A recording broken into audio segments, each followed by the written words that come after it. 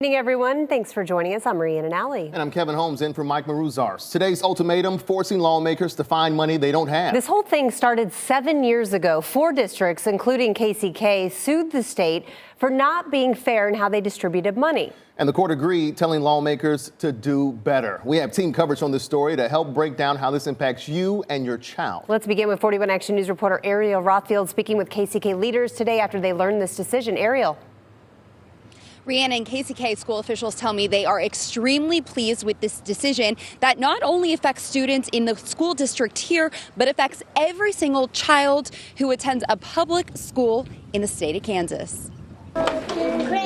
In the Kansas City, Kansas School District, more than 40% of students are English learners, and 87% qualify for free or reduced lunches. They are the ones who most depend on what happens in school for their life success.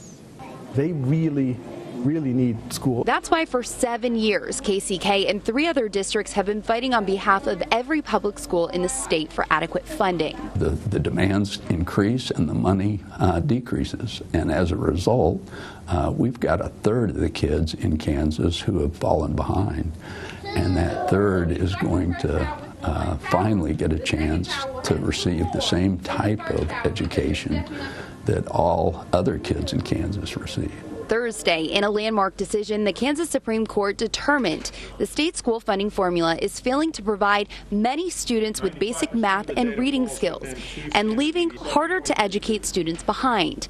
Kansas, they ruled, is not funding public schools adequately. I think anybody that's been in a classroom knows immediately what funding effects have on students. Which is why districts like KCK are hopeful lawmakers will now put more money into the classroom so schools can afford more resources like books and have smaller classrooms taught by teachers offered competitive pay, setting up students for success. We know how to have these kids achieve.